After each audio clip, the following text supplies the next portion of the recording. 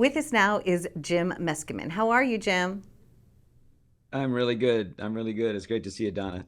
It's nice to see you as well. I just found out before we started that we had something in common, and I said I grew up in St. Louis, and you said that you had the role of The Schnooks Man in the St. Louis for 5 years. the Schnooks man. And for those of in our audience that don't know what Schnooks is, it is a grocer that has the best groceries, very healthy, delicious things from strawberries to everything under the sun. But yes, the Schnooks, you were the Schnooks man. But you were I also, I was. believe, George Washington not too long ago. Yes, for Geico, I was George Washington crossing the Delaware Expressway. I'm exploring the great world of adventure. And that was a really fun commercial. Actors like me and others of my ilk, we have to do a lot of commercials to stay alive, actually, because it just helps. When you're doing, the more creative the project is, the more breakthrough, the more innovative, the less it pays. So you have to do something that is, will help support you. And so I've done commercials for years and years. That's why I love being the Schnooks guy. I was a spokesman for a lot of different grocery chains around the country. So people may feel like they know my face, but they're like, I don't know where I know you from. Little bites. Yeah, you look familiar. Also, you were in The Grinch. You've had some really amazing roles, like film roles. Are there some that stick out for you I that know. you have been your favorites? Oh yeah. Well, I worked with Ron Howard, director Ron Howard, for in about 5 films, and all of those were very special experiences. Big movies, big Hollywood movies. I was in Apollo 13.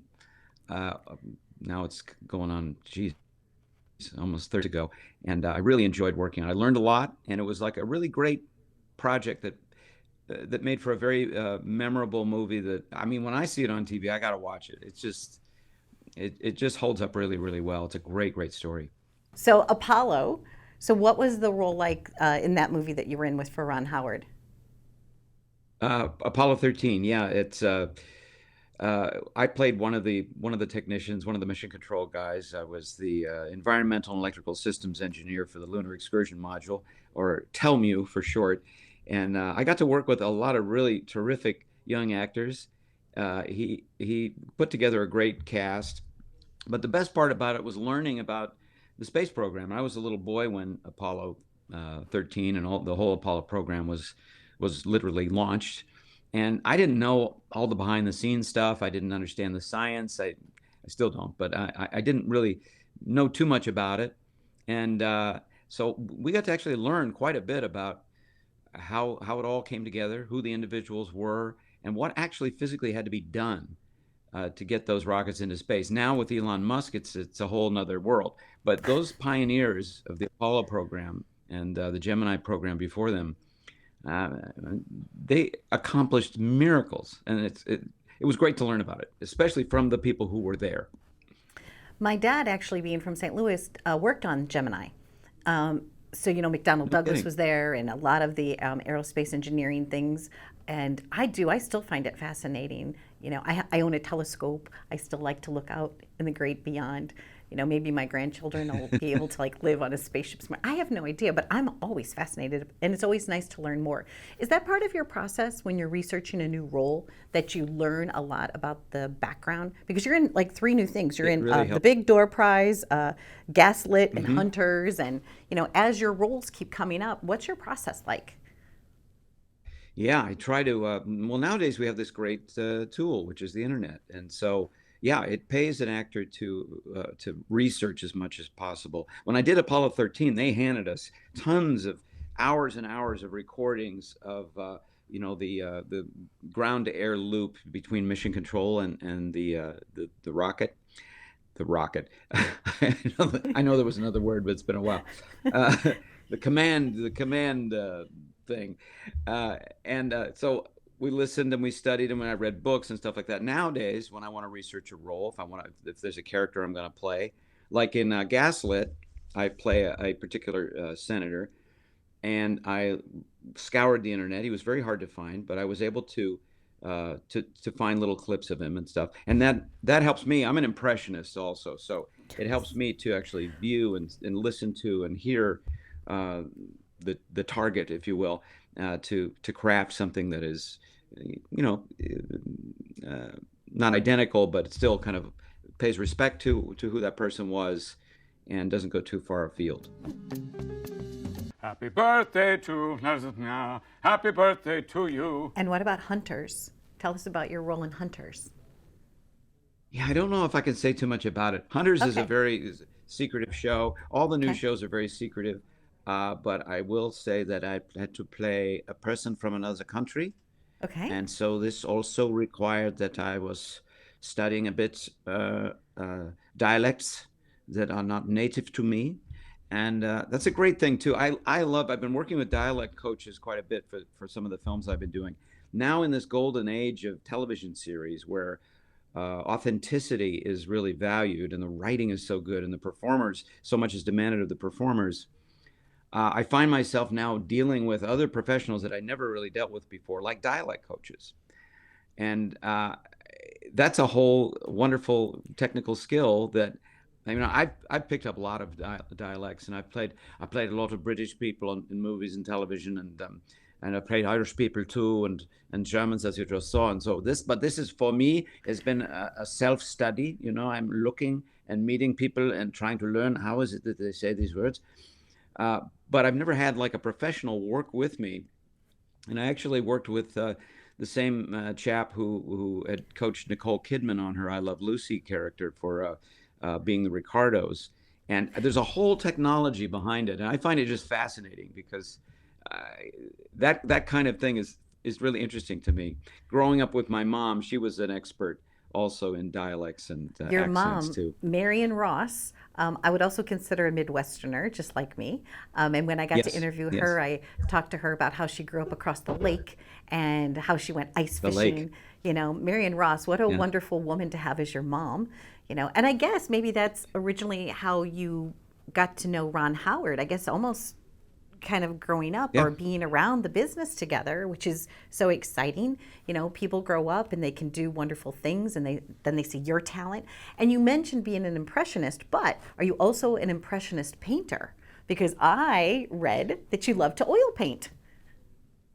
Yes, I'm a trained painter. More classically trained, so I can do, I suppose, impressionistic work, but I prefer to do things that are realistic. And but yeah, yeah. Thank you for mentioning that. You know, Ron Howard, you mentioned, is a really terrific guy, and of course has really come into his own as a major film director and contributor to the art form. And I did meet him when he was just a teenager, and I was also a younger teenager. I think he's maybe 5 years older than I am. I came to the set. I remember the day, and those boys were having a good time. Donnie and Henry and Anson and Ron. And I think Ron must have been about 18 when I met him. And we didn't really have a friendship particularly because he was so much older and in a whole nother strata of professionalism, and I was just a kind of a hang around kid. But he did a very nice thing for me one time, which is he asked my mom if I wanted to help on the weekends while he was doing a 16 millimeter feature. And my mom volunteered me to get me out of the house, and I was really grateful for that because I learned a lot, and I established more of a relationship with Ron and his family that helped me out a lot over the years. Yeah, his brother's very talented too and has been in a lot of different roles. Like I said, growing up in the Midwest, and then I moved to New York. I have this television show now for the last 15 years and things, but I haven't gotten a chance to really spend as much time in Hollywood as I would like to yet. Have you visited the Sign? I mean, like what are some things growing up in that area that are like not to be missed? I guess the Hollywood Bowl, there's some things, right? Oh, there absolutely are some things. To be honest, I didn't go into Hollywood very much before I could drive. Uh, Hollywood's a funny place because it just happens to be the location where a major world-changing business began. Or it didn't even begin, but it flourished here in Hollywood. It began in New Jersey. But so Hollywood it's a funny environment, and I don't really right now. I don't really relish going into Hollywood too much because it's not in the greatest shape. It's the businesses and concerns that are they're doing well. The new and shiny things are there, and they're thriving, but there's an awful lot of decay, and it's a little bit depressing, and it just doesn't feel quite as safe as it used to. I have heard from some friends that that was the case too, especially after everything that we've been going through. That there is that challenge, but they are trying to make strides. Every day. I have a Oh lot of yeah. friends that are doing, different things to help the community be stronger. And I know both your mom is very philanthropic, and I know that you are as well. Is there a certain charity that's coming up for you, like a gala or something that you're raising funds for? Uh, Not really, but not a particular gala or any kind of big event. But yeah, I am always raising funds and trying to and helping and entertaining at fundraisers and events um, almost every week. I think these days, as you said, we all kind of have to band together, and there are the people out there that are trying to build and grow and nurture and make a better civilization or a better neighborhood or town or whatever. And then there are the people that have kind of given up. And unfortunately, there's a lot of people that have given up and not so many people that are pushing. But the people that are pushing those are my people, And I always like to talk about. Uh, there's a wonderful book called The Way to Happiness, which I promote a lot. I give it out a lot. Thewaytohappiness.org. You can find your own copy. It's free, it's non denominational, and it just contains 21 basic precepts that anybody can use to increase their happiness. And it can be Hmm. anything from, keeping clean, not using dangerous drugs, to honoring and respecting your parents, paying off your debts, things like this. It's really a step-by-step guide. It doesn't have any kind of slant or curve or pitch to it. And I've used it for years with my family. We raised my daughter, who is a fantastically contributive person, a wonderful artist herself. So the way to happiness is a great tool for anyone. I think that's wonderful. So the talent is like multi-generational, obviously, in your family. Are you working on any Yeah, it's a paintings? family business. I love that. Are you working on any paintings now? Like any canvas that you You have know, that you're currently painting? I not a canvas. I've been so busy. I'm putting together an online course this is the age of online courses, and I'm putting together an online course on how to be a working actor and how to be a voice actor, working voice actor, and how to do impressions. Three different courses. So that's taking a lot of writing and videoing and assembly and so forth. But I do love to paint, and it eats away at me if I haven't painted in a while.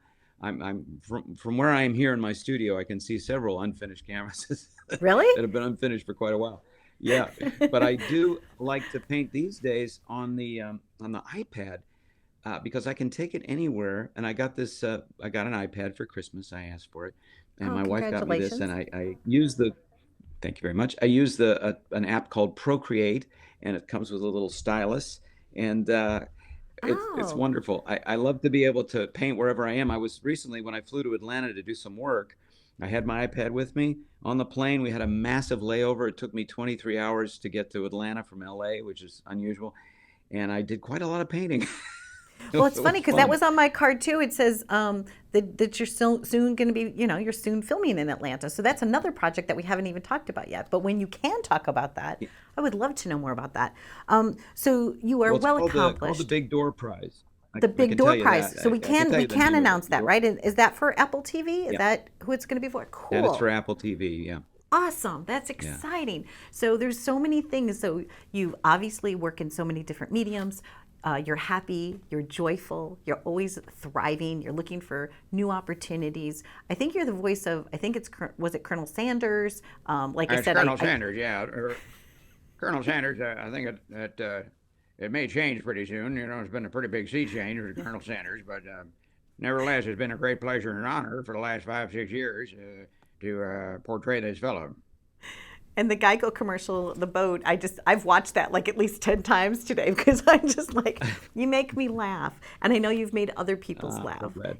so whether it's comedy, drama, you're really someone that's so skilled, you can really do it all. So thank you for spending some time with me today.